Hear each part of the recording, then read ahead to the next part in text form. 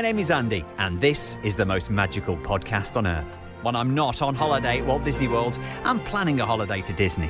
And when I'm not planning a holiday to Disney, I'm talking about Disney, with other UK fans like me who make the trip to Orlando and the House of the Mouse. So whether you're a parks professional or a Florida first-timer, this is the podcast for you. Each episode, I'll be chatting to other Disney superfans to share memories of their magical times, answering your Walt Disney World questions, getting you all the latest news from the parks, and finding out what's happening right now in Orlando. So get your ears on as we take you to the most magical place on earth. This is the most magical podcast on earth, part of the Secret Recordings Network. We're going to be catching up with Jade very soon. We'll get the latest news from the parks. If you're going over to Walt Disney World, there's a lot of stuff going on, especially live music in all the parks. More about that later on. And your questions, don't forget, we're on all the socials, Facebook, Twitter, Instagram, TikTok, at PodMagical. Give us a like, give us a follow. Have you got any questions? If you're going soon or planning on going, maybe anything I can help you with, drop me a message. I'll see if I can answer your question. Hello to Louis. This is, by the way, this is not just Louis. This is Louis I've just found. I think I get this asked pretty much every week. Any ideas when the dining plan's coming back, Andy? Will free dining return? Okay, the dining plan as it was, I still can't see any signs of it coming back at all. In terms of free dining, do you know what? Over the next couple of months, keep your eyes open, because usually around Easter time, the Walt Disney Travel Company, that's when they launch the new deals for next year. So that's usually when the free dining, as it has been over the last few years with the dining credits, that's usually when it comes in. As the old dining plan coming back, or especially coming back for free, I don't think you're going to be getting that this year, at least. And the free dining that does come out, that'll be for deals next year. So if you're waiting for free dining because you want to go like October, November this year, then I think you've missed your opportunity for free dining for this year's holidays. But in a few months' time, probably some deals for next year are going to come out. So that's probably the nearest you're going to get to free dining.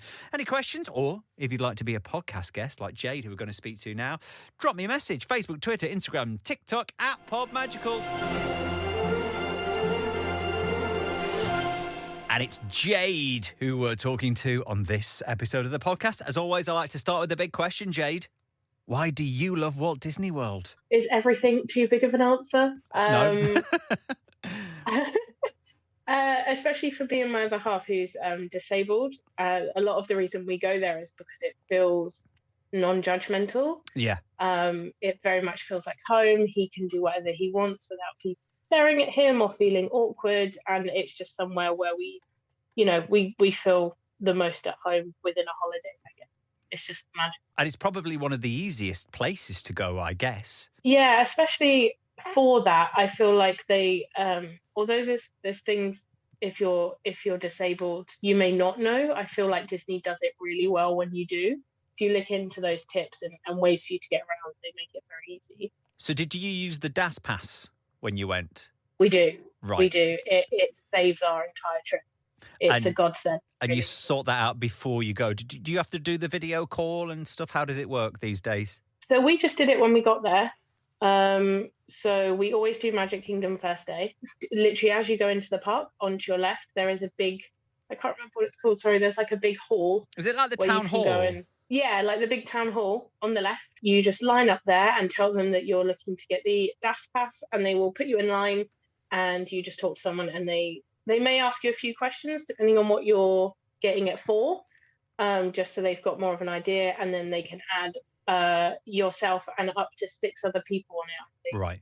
And then when you're going around the parks, the attractions, how does that work? The cast member this time, or our last trip we had, I should say, she put us on our first attraction straight away. She did it all on that tablet, and very kindly put us on Peter Pan's flight. And then basically during the day, once you've tapped into, so you use the lightning lane, and the disabled member of your party has to tap in first with their magic band or card. It will go blue, and then the cast member will say, yep, that's fine. And then every other person who's also, on that attraction can then tap in and go behind. Once you've all tapped in, a bit like Genie Plus or Lightning Lane, you can then use the app, the My Disney World app, go on to My Genie Day or Tip Board, and then you just find the attraction that you want. But instead of pressing lightning lane, you're going to press the standby lane option with the time of how long it currently is for standby, and it will say DAS with a return time. You just click it, add everyone into your party, and just make sure you don't go before that time. When I've used it before with my mum, I didn't realise you could do it on the app. I thought you actually had to go to the attraction and then they used to scan your magic band and then say you can come back in an hour or whatever, but you can do it on the app. Yes, you can do it on the app. You just use it as if you've got Genie Plus, but you just press the standby line instead. And then it comes up DAS with a return time. You just accept it. That's so much better, because if you're going from Haunted Mansion and then you want to go over to Buzz Lightyear, it means you're trawling all the way the other side of Magic Kingdom to then maybe go somewhere else with a wheelchair or a mobility scooter. And it just seems, exactly. And I think as well, it's the fact that if you're sort of savvy enough, you can sort of, because at the moment with Lightning Lane, a lot of Lightning Lanes, although they move quickly, can look just as long as a normal line sometimes. Yeah. So as soon as you've tapped in, you're still in the line for a little bit before you get on the ride. You're straight on the app to get another one. If you're a ride attraction person like we are, as soon as you've tapped in, even if we have to wait another hour or two, we can rest in that period, but we know we have another attraction. Let's talk about the first time you went to Walt Disney World. I want to talk about more about DasPass and stuff later on, but let's go back to when you first went to Disney World. When was that, and what do you remember about it? So it wasn't that long ago, actually. It was in April 2019. It was the first time me and my fiance had travelled without parents. So we'd only ever had holidays before as children. Right, okay. And you'd not been to Walt Disney World as a kid? No, not at all. Oh, right. I'd always loved Disney, and I think, we had, like, separately in our households always watched Disney films, but it wasn't until we sort of got together and we were like, this is somewhere we need to go. It's something we need to do. And we saved up and did it. And then, and it was just, I think everything for us, not just as a couple, but navigating things like airports on our own and, somewhere as big as America and just taking everything in it was crazy. And then you step into Magic Kingdom and you're like, okay, I live here now. I need to start paying rent, know? And I think we knew from the moment we stepped in, we would always go there. And how many times have you been back since 2019? So only the twice. So we've done 3 times altogether. Yeah.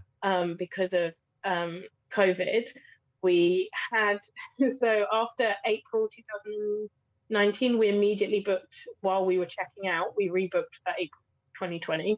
And then we know what happened after that. And we all know what happened. So basically, Disney, because we booked directly through Disney, they were very good at keeping our money and then just letting us move the date. Yeah. So I think we moved the date like 3 times during the whole COVID situation. And then it came about that my mum and her boyfriend were like, oh, we'd like to go with you one day. So my other half kind of went, okay. So that was a conversation. And then my mum very kindly booked it for my 30th, even though my 30th was in lockdown.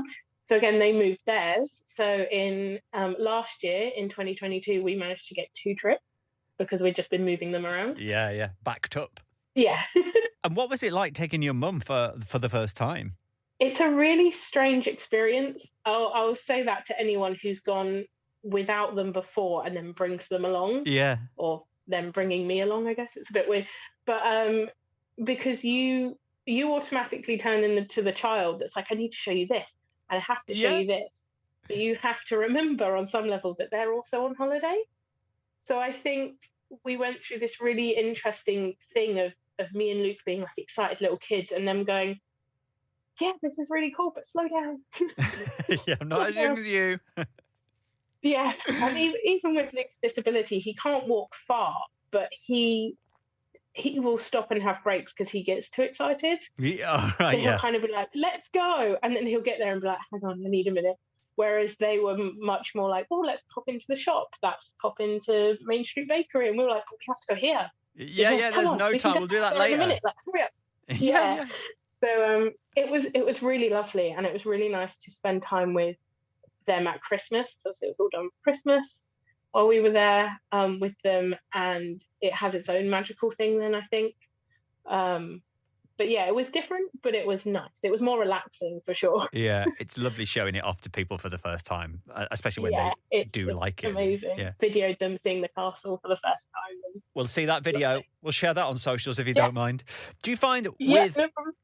taking someone with a disability, are you still like rope drop to fireworks? Or do you try to be rope drop to fireworks? Or do you purposely have to stop during the day?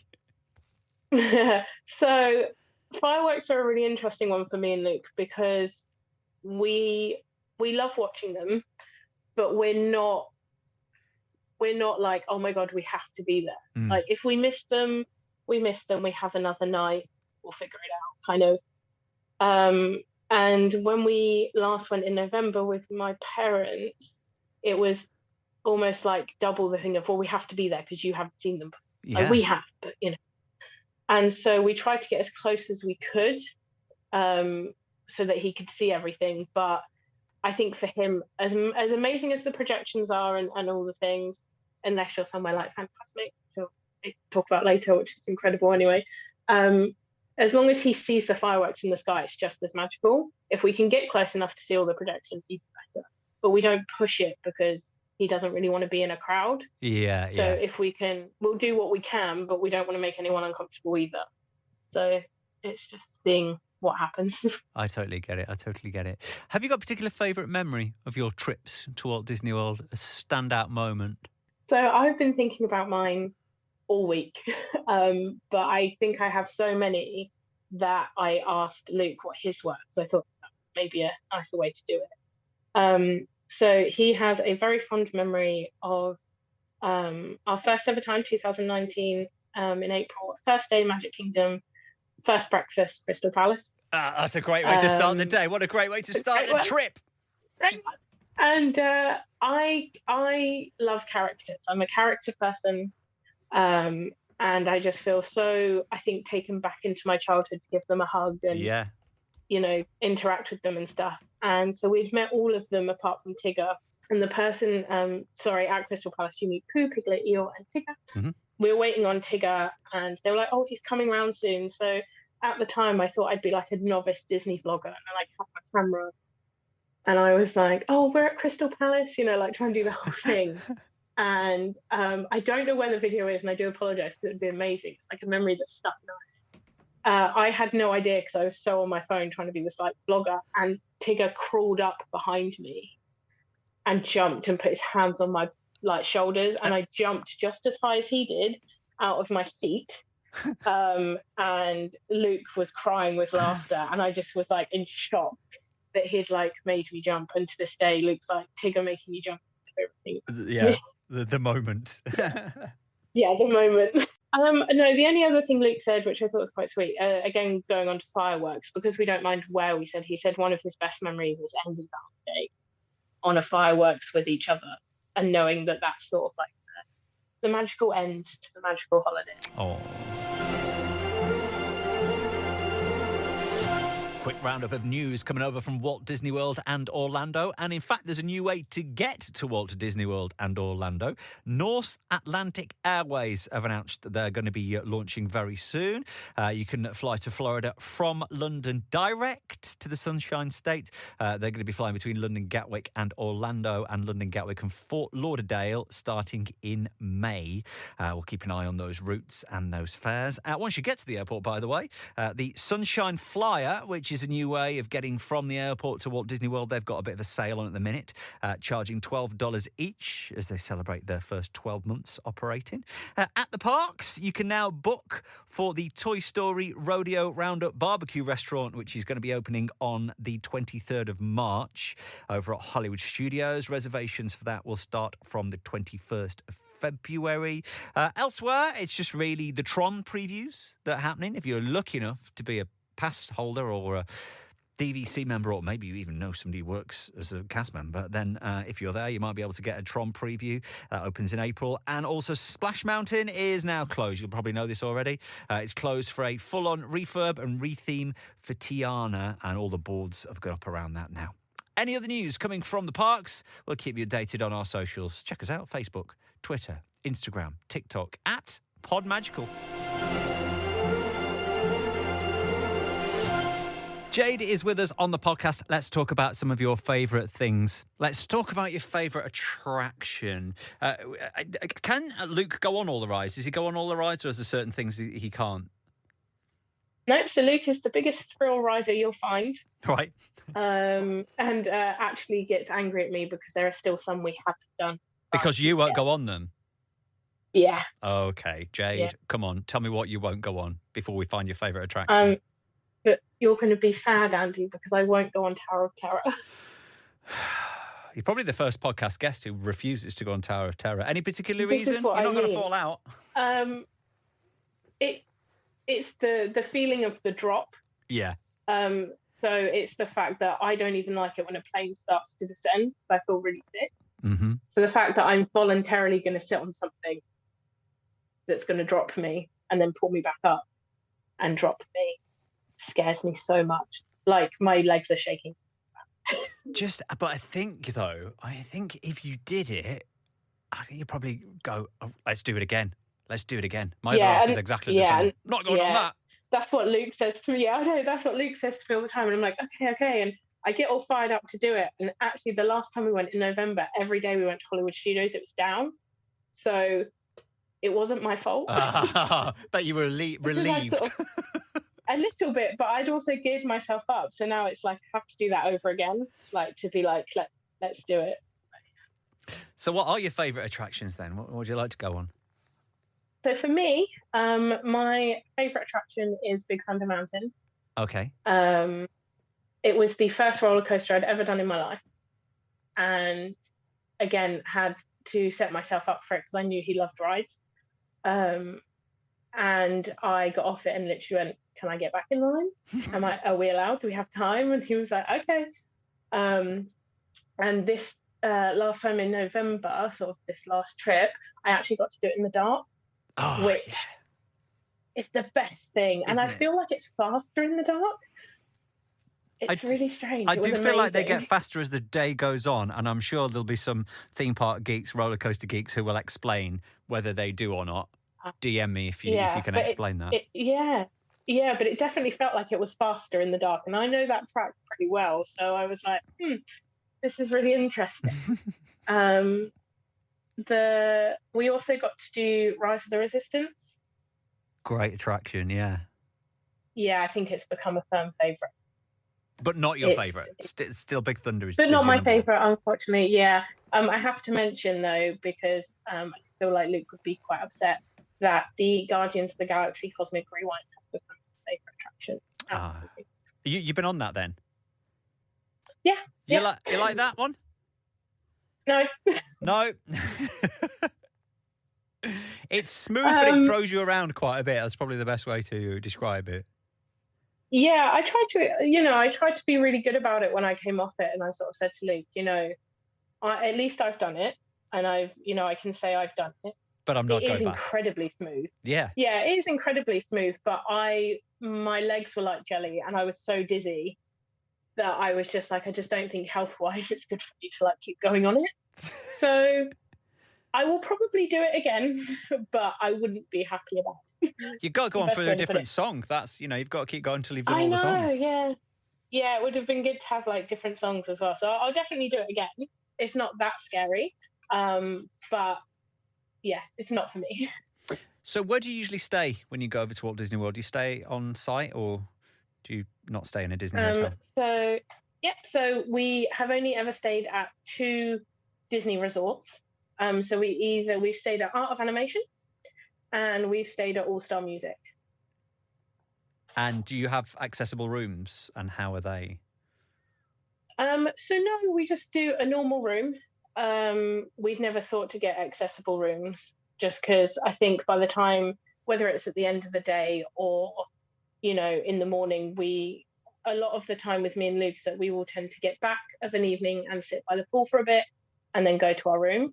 So I don't feel like, as long as he's resting in between, he's able to sort of walk the distance that the rooms are. Yeah. So we've never had to do that. But yeah, both resorts are great. I think for the money that you pay, they're absolutely great. And a lot of the times for us, because we spend so much time in the park, you're not there. It's a bed. Yeah, it's a bed and a shower, isn't it? So it works. And what about places to eat? Any favourite restaurants? Yeah. Yeah. So our favourite restaurant is the Boathouse in Disney Springs. Oh, what should we order there then next time we go? Anything you get is amazing. And I know they're known for like their seafood and their fish, but actually their ribeye steak is one of the best things. Right. Yeah. It's one of the best steaks I've eaten in my life, period. It's really, really good. And just the quality of service we get. Like, yes, you get amazing service everywhere at Disney, but they're just incredible. I would also suggest for the adults that you order a Duck Duck Raz while you're there. A Duck Duck what? A Duck Duck Raz. It's a signature cocktail that comes with a little rubber duck. Oh, I've seen people drinking those, and that's what that's called. And you get to keep the little duck, do you? And you get to keep the little duck, yeah. Oh. So, yeah, it was very nice because I have a lemon allergy. So I've never been able to have a Duck Duck Raz that comes with lemon juice. And the waitress very kindly in November when we went in 2022 asked if we could. She was like, well, I can ask them to make it without so that I could have one because I'd never been able to have one. So they're just very attentive. They're really good with like everything. So yeah. The vibe. Well, that's the great thing about Disney World. Because I've never heard of a lemon allergy before, but I mean, you can throw anything at them, and you don't need to worry about it. They will come back with an alternative for you. You will never be left out. Yeah. Never. No, never. Yeah, it is a very strange allergy, and for them to bring out an allergy expert to go through the rest of the menu with me, it's happened a few times at Disney. But normally, I know if something's got lemon in or not. So, I'm used to it. But it is so nice to have that attentiveness and know that you won't go without. Let's talk about outside Disney. This is where we tell Mickey Mouse to turn off the podcast. Do you venture outside? We stay in the Disney bubble. We've wanted to do Universal and just not really had the funds as of yet, so we tend to stay in our little Disney bubble. But one day we'll venture over. Wait till the new park opens, 2025, summer 25, Epic Universe. Oh, really? Yeah. Oh, I didn't even know. Yeah, new park That's coming. Amazing. Yeah, you might as well wait until then.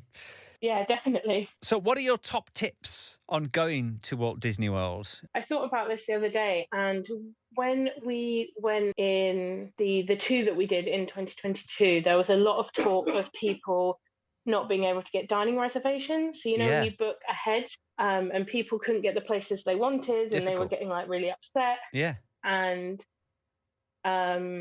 we did ours and had like no problem at all for both holidays. And we were like, what's going on? Why is everyone else saying they can't get them? Because we go to quite a few of the big places, that people talk about. We're like, this is really strange.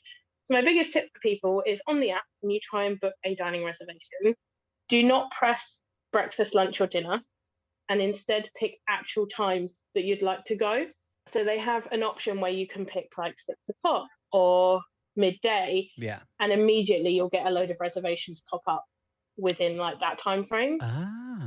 Yeah, so it's a really good one because I think a lot of people sort of go, oh, we want to go for dinner, and they'll press dinner. Oh, sorry, Andy, my other half's got a tip. Go for it. Yeah, so he said that, in case you couldn't hear, sorry, he said that another thing he finds is that if the reservation on the day that you do not want is there, forget about it for now, do the rest of your days, get what you can, and go back round. And most of the time it's refreshed and you'll be able to get it. I think with it's just a case of not giving up. Yeah, you just got to keep trying. It'll be there because people are constantly cancelling reservations. So constantly. Sometimes it's a bit lucky. And I feel like with new stuff going on all the time at Disney, people sort of book it at the time, and even on the day you're like, oh, just check, because plans change all the time. Yeah, of course. Now they've changed that reservation cancellation window down to 2 hours rather than 24. So if you want to eat at like 6 o'clock, if you're trying at like 3 o'clock, you might get something for that evening. You never know, last minute. Yeah. When we took my parents, actually, there would be days when obviously we'd booked for 4 people, and then they had decided that actually they were too tired, or they didn't want to. So Disney are actually really good as well. When you get there, don't worry about cancelling it if you still want to go. But when you get there, just go up to the people at the desk and say, there's only 2 of us now, and never had a problem. If anything, we got seated quicker. Yeah. Because there was 2 of us. So just let them know. Because if they still think it's 4, you might be waiting around longer for like a table. Yeah. So any updates, let them know. But they're pretty good.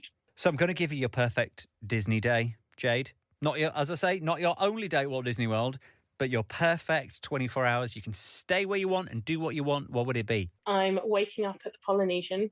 In a bungalow? Are you going for the bungalow? Yeah, go on. Yeah, while why we're not? there. Why not? You might as well. Why not? And I would definitely get a boat into Magic Kingdom, and I would have to have breakfast at Crystal Palace. It's kind of a tradition, and I just think it's the best way to start. Yeah, very good. Very good. But just be on guard when Tigger's around this time. Literally, just, or make sure you're sat up against a wall. Yeah. Be prepared, people. He is aware. So we'd definitely do that, and then probably try and do Big Thunder. Obviously, I have to do the Haunted Mansion every time. I'd probably park hop to Hollywood Studios. I would like to do Mickey and Minnie's Runaway Railway. Love it. I think it's the best kind of fun new attractions, and probably spend most of the time in Batu and Toy Story Land. Trying to think, because in my head I'm like, I should have dinner at Hollywood Studios because I'd probably stay and watch that.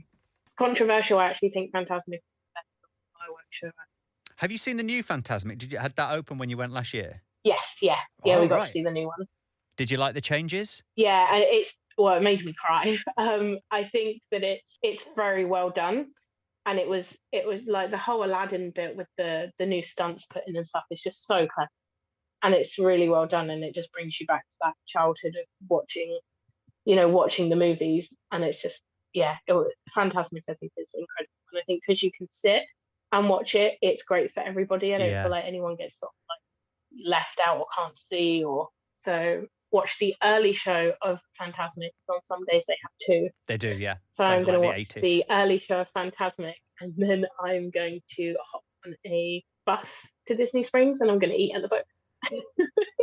Fair play, because they're open till like 11 o'clock at night, so there's plenty of time to get over to Disney Springs. Yeah, so we'll watch the early one and then have a late dinner. That sounds like an absolutely perfect day. Have you got another trip booked? So we don't have it booked yet, but we're hoping to go back in October this year. Oh, did a bit of Halloween? Yeah, it's the only thing we've not done. Right, so you did Christmas last time, Halloween this time. Yeah, and we're both Disney villain people, so I feel like you have to do Halloween. So who would you dress up as if you went to the not-so-scary Halloween party? Like a girl version of Hades would be really cool. Well, that'd be interesting. Kind of get to have like blue hair. Yeah. I just think he's great. And I feel like, he shows up a lot, especially in the parks, but I feel like he's a little bit underrated. It's an older film.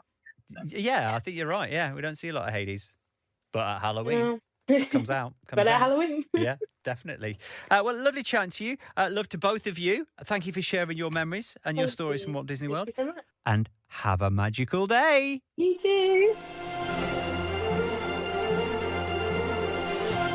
We are looking for podcast guests at the minute, so if you fancy coming on for a chat, drop me a message. Facebook, Twitter, Instagram, TikTok, Podmagical. I always forget TikTok. Yeah, we are on TikTok. Yeah, there are videos on TikTok. Do give us a shout if you fancy coming on. If you're going to Walt Disney World as well over the next few weeks, make sure you tag us in your photographs. I'd love to see what you're up to, especially on your Instagram stories. If you aren't going, crowds, shouldn't be too bad. I mean, as we always say, there's never a quiet time. It's just busy all the time. Some days are busier than others.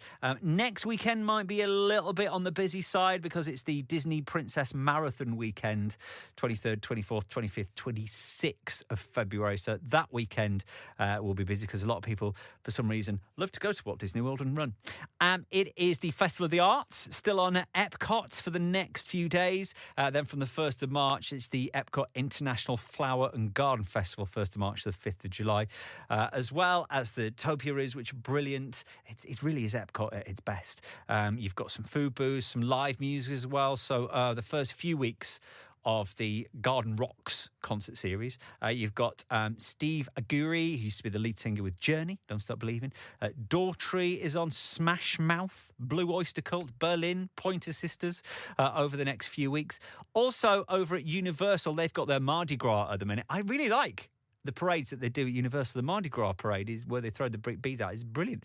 They've also got live music this weekend, Merrin Morris and Willow, and then over the next couple of weekends, Three Doors Down and Sean Paul. SeaWorld, if you're going over to SeaWorld, they've got the Seven Seas Food Festival on at the minute with loads of food booths there, and as part of that, they've got a music series that goes with it.